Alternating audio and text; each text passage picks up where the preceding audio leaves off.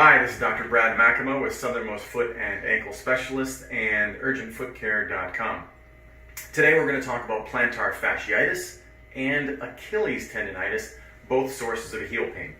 Typically you'll have first step in the morning, severe pain, you walk around a little bit, loosen it up, and it can improve. This may have resulted from a recent gain in weight, increased activity, shoes that aren't as supportive, up and down stairs a lot of different factors. We'll talk about that in a minute. First thing we're going to do is take some x-rays. So let's take a look at what a typical heel pain x-ray would look like. So in here, first we want to look for a bone spur in the heel. The calcaneus is the heel bone here. This is the bone spur or exostosis here. The spur here is commonly seen with plantar fasciitis.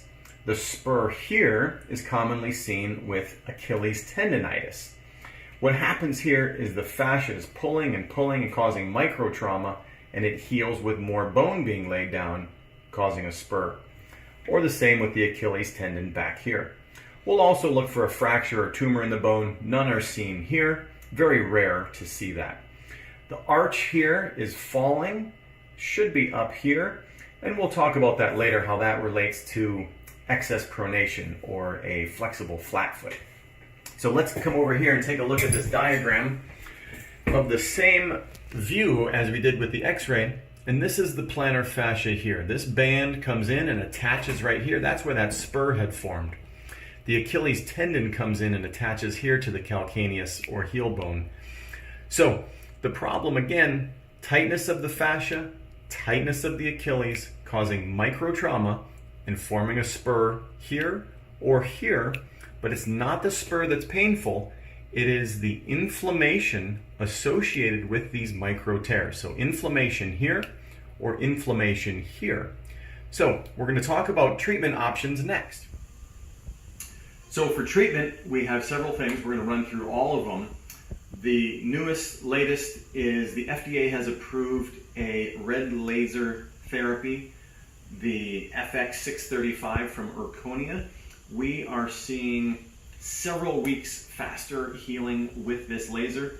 We've got lots of details. We can talk more about it and talk to you about the FDA studies and how this works.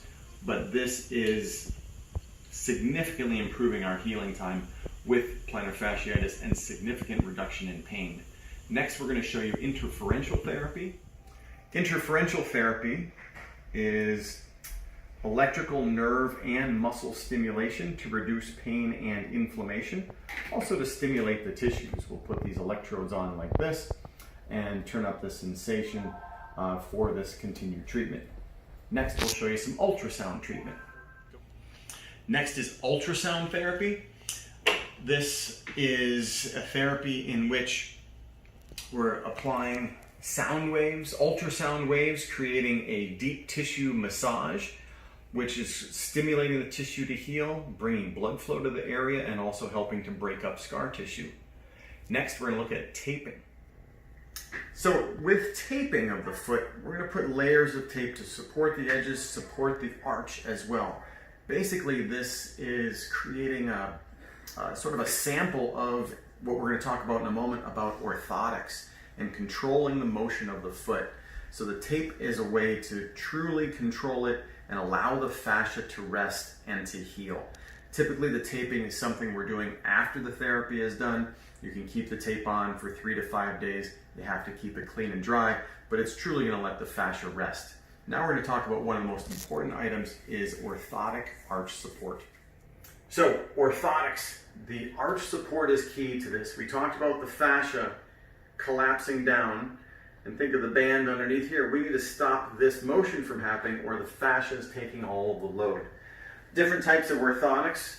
Basically, we have a custom-made version where it's going to be custom to your foot. We have a prefabricated one that we've made also with an arch support here and cushion across the top. We'll show you all of these options. But what you want to focus on is the pronation. And pronation is basically when your foot rolls in. I step down, my foot's rolling in. My fascia is supporting the load. So what happens is, and here's my custom orthotic, and now when I step down, it's fully supported. It's not going through this pronation, this rolling in. Also, if you notice when I roll in, my knee, my lower leg, hip, back, everything tends to roll in. And that's all supported with the orthotic. So we're going to talk about those specifically and look at your foot and how much it pronates in a few moments. Let's look at our next treatment option. A night splint is our next option. We talked about that first step in the morning pain, and the reason is your foot's hanging down all night. Your first step in the morning, it's extremely tight. You're creating micro tears that first step. So what we have are a splint that essentially holds your foot at 90 degrees all night long. Clip it all the way down, 90-degree angle. More advanced later, we can tighten up these straps and maybe go further, but we certainly start with only the 90 degrees. More comfortable version on the front of the foot right here, but not as adjustable as this one here. We'll talk about which one may work for you, also which one may be more comfortable, because it's important that you are using it all night long. Or if you're sitting watching TV in the evening, that's when you could put a splint on as well. Let's move on to the next treatment. So, one thing that we're also going to look at on usually the second visit is a sonogram.